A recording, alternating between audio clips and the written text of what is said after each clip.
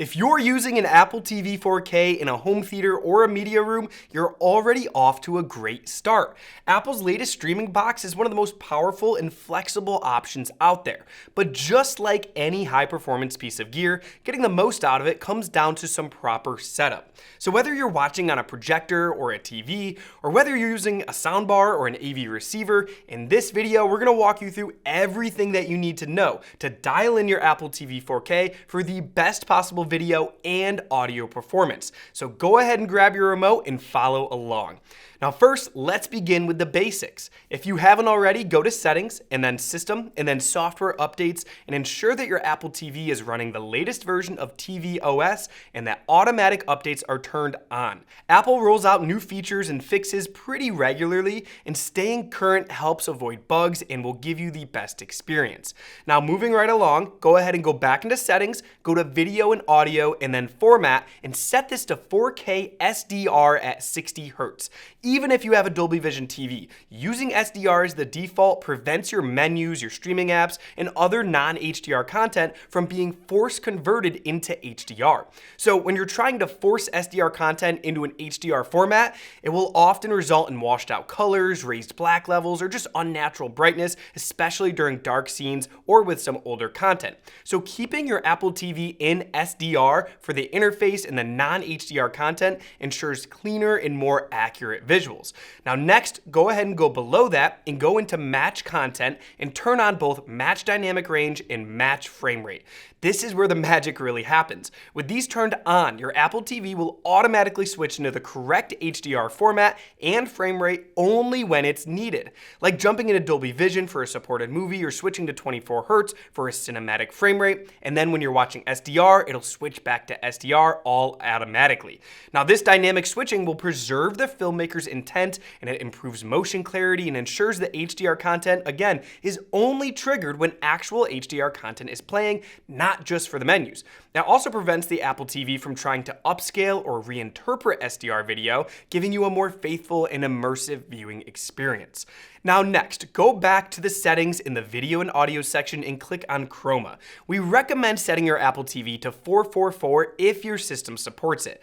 This setting maintains full color fidelity, which helps with clarity in menus, subtitles, and some fine detail. However, if you run into signal instability like flickering or black screens, especially with some projectors or long HDMI cables, switching to 420 can actually improve reliability with very little visible quality loss.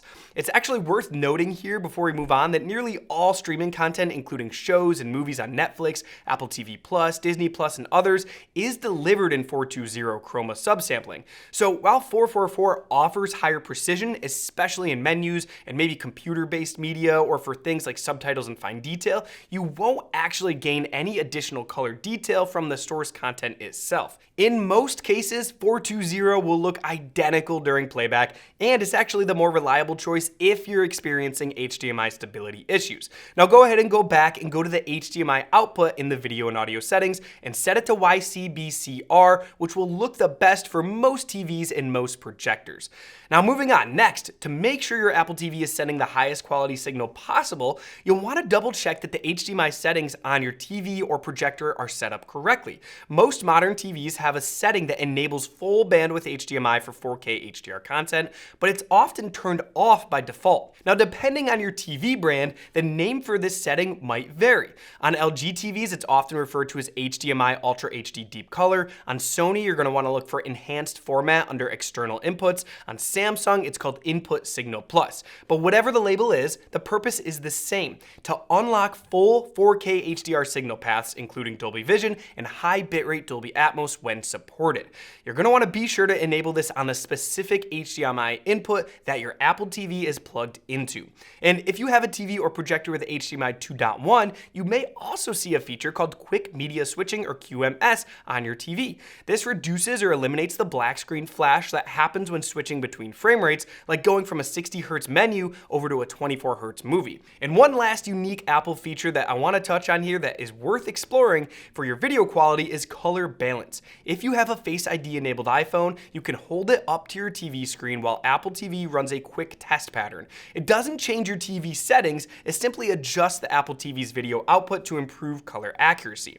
This can be a pretty helpful trick if you haven't professionally calibrated your display before, though results can vary depending on your TV and model. Now, we don't recommend using color balance with a projector, as the reflected image typically won't produce accurate readings for the iPhone sensor, so skip it if you have a projector. But even on some TVs, we've gotten mixed results, so while it's worth trying, just know it may not always be a guaranteed improvement, and you can go back and forth and decide which one looks better to you.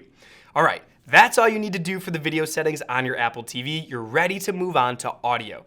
The Apple TV 4K supports Dolby Atmos, but you'll only get full Atmos if you're using either an AV receiver or a soundbar that actually supports it too. The ideal setup is to run the Apple TV's HDMI directly into your AVR or soundbar and then pass video to the TV from there. This keeps the full Atmos signal intact. If you're using a soundbar connected via eARC on your TV, you can still get Atmos, but you need to make sure that the TV and the soundbar support eARC and have it turned on. Regular ARC isn't enough for the full Dolby Matte format that Apple TV uses for Atmos. If your setup is ARC only, you might get a compressed version of Atmos at best or fall back to Dolby Digital Plus. Now, once everything is wired up correctly, go into your settings again, go to video and audio, and then go to audio format. And make sure it's set to auto. If your receiver or soundbar supports Atmos, you'll see Dolby Atmos enabled right there. If not, double check your HDMI connections and try again. Now, there's also a setting you'll see called Reduce Loud Sounds. You'll find this under the same audio section. Unless you're watching late at night and you want to minimize big volume jumps, you should keep this off. It actually compresses the dynamic range, which flattens the experience for movies and makes action scenes and dialogue just sound less impactful. And one more bonus trick too, if your audio and video ever feel out of sync, Apple actually has a built-in tool to fix it. It's called Wireless Audio Sync. You'll find it again under Settings, Video and Audio, and then Calibration.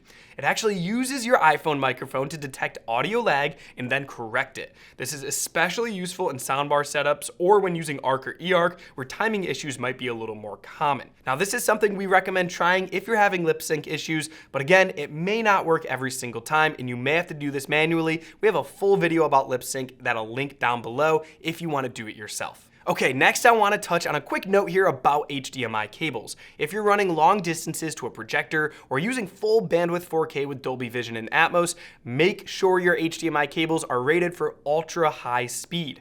Cheap cables can introduce glitches, blackouts, or sync issues. If you need help deciding which HDMI cable will work best for your situation, I'll link a few down below, and our experts are always here to help. Now, another bit of advice is if you're finding it hard to see the apps clearly on the Apple TV home screen, especially in some bright rooms or on projectors, there's another useful accessibility setting that we actually set up for a lot of our customers. You can go to Settings, Accessibility, and Display, and then turn on Reduce Transparency. This will increase overall contrast and makes the menus and app tiles a little bit easier to distinguish, especially against busy or bright backgrounds. It's a little bit of a subtle change, but one that can improve your day-to-day usability. You can also go in and change it to dark mode or light mode, or just have it automatic, depending on which you prefer. All right, you're done. You've set your Apple TV 4K up for the best video and audio settings and a couple other things that will make it perform at its best. Now, the Apple TV 4K is a fantastic source for high quality streaming, but again, as with anything in home theater, it's only as good as your setup. So with these tweaks, you're gonna get the most out of every movie, show, and concert that you play. But wait, you may have everything configured for your Apple TV and set up some settings on your TV or projector after following through this entire guide. However, there are actually some more settings that you really should consider changing to get the most from your setup, no matter what source you're using. And even if you aren't a tech nerd like most of us here at Audio Advice, we have videos and articles that walk you step by step through the top video calibration tips and top audio calibration tips for all of your gear.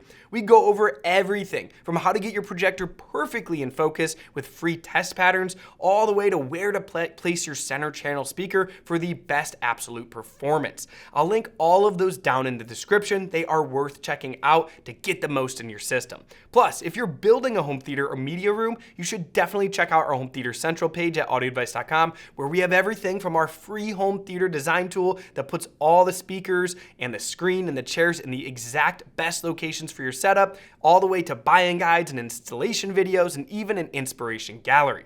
Now, if you have more questions about Apple TV or anything audio or video, reach out to our experts at audioadvice.com and they'd be happy to help. If you've enjoyed this video, please give it a thumbs up, hit the subscribe button, and turn on the notifications so you don't miss out on any of our latest content.